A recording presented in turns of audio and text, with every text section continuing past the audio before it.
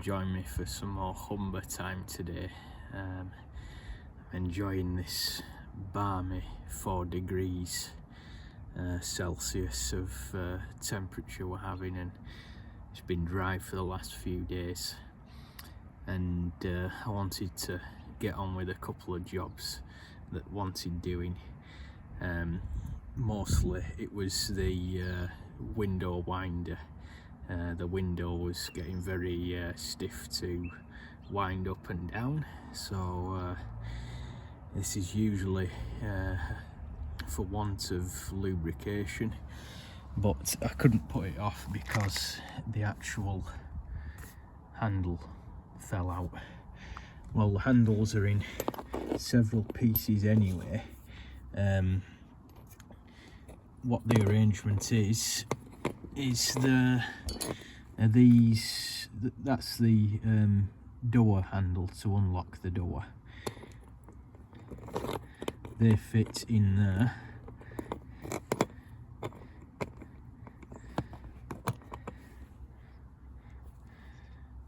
and these are scutcheons like so on the door card, and they're actually held in by a pin which you have to drift out. You see these are sprung, so you have to push that collar back, which allows access to the pin, which you then drift out.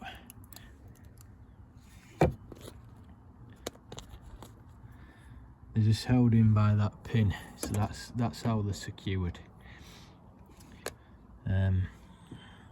The more I work on these cars, the more apparent it is just how well put together they were.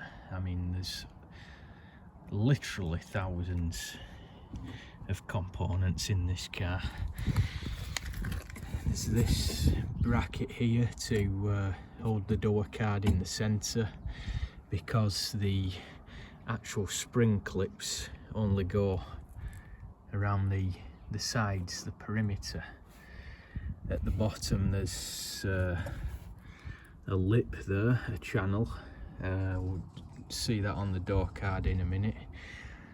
And this big hatch here, which you can remove if you need to take the glass out for any reason. Say you had to replace the glass, that comes out. So really well thought out, very well constructed. And I got in here and all sorts of, you know,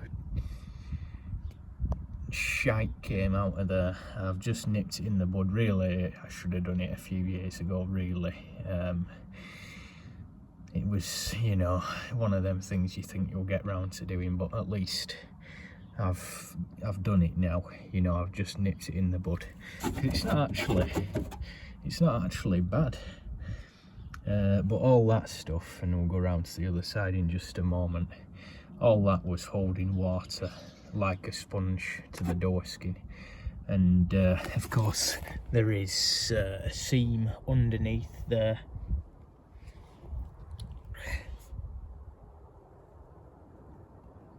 You see where the door skin fits on, there's a seam there.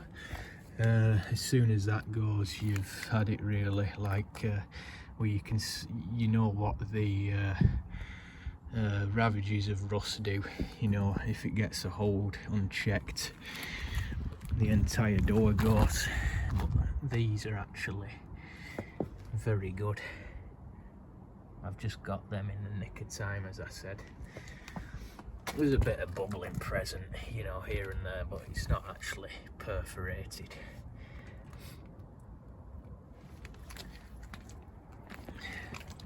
More serious, however, is this, which I've been you know, poking at. And when you do get visible rust, it's always going to be much worse when you start stripping it back, because these Humbers are double skinned. As you can see, they're constructed being monocoque, a feature of it is being double skinned, so round the back there at the wheel arch, it's gone rotten and it's just rusted through. I was hoping this wouldn't be so bad, that I could just get away with filler, which is perfectly acceptable, or would have been in a non-structural repair like this. It's not a structural part of the car, but given the severity of this, that is all going to need to be chopped out and reconstructed in steel. Not by me, I hasten to add. I'll get a body shop to do that, because that's the only, you know, major bit of rust on the car. In the meantime, as I say, I had the wire brush on it. It will be treated with rust inhibitor, cure rust, along with the wheel arch flange here, which I've also just been round with the wire brush attachment.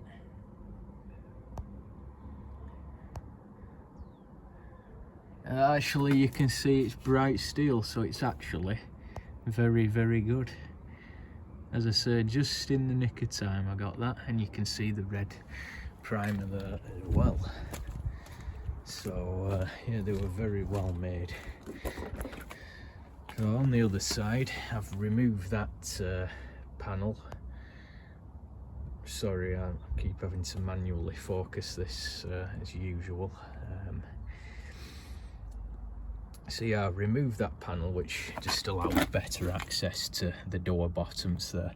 All this sort of white stuff, I think that's either glue or spray grease. You know, somebody has evidently been in here before, because the polythene backing is missing off the door cards. They were polythene backed and there's just a remnant of it there. Also, this one for the driver's side there, it's missing the thingy at the bottom, the bracket. It's missing, just have to be careful here. It's missing this piece. Just get that up there. There's a bit of steel bracketry there, you know, just to secure the door card at the bottom. And we've even, look at that, there's a date there, 8th of October 1959. So I love stuff like this, finding things like that. That was penciled on there when it was made, because the car was registered in 59. Very late 59, very early Series 2. FP or EP, don't know what that means. Possibly the initials of the person who made it. And they do close well, these doors. Quality, you see. So the window winder on the other side, it was indeed gummed up much like this, so I'm just gonna get a degreaser on it, because you know the passenger one needs doing as well. Get a degreaser on it. I'll just try this now just to show you.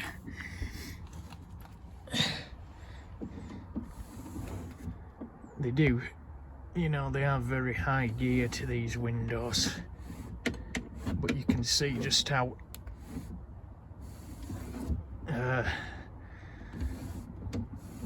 tight it is there. So it does need to be cleaned and sprayed.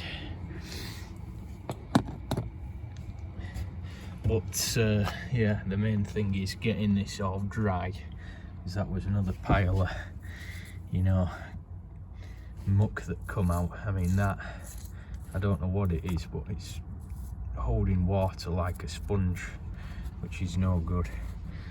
So I've just been in there clearing all that out and drying it out. So I'm going to push on with this now just before I lose the lights, get the cure rust out, and next couple of days I should have this done. I will, however, be looking at my spare door cards to see if I've got, if my driver's one does have that bracket on the bottom to secure it down there. But yeah, just an interesting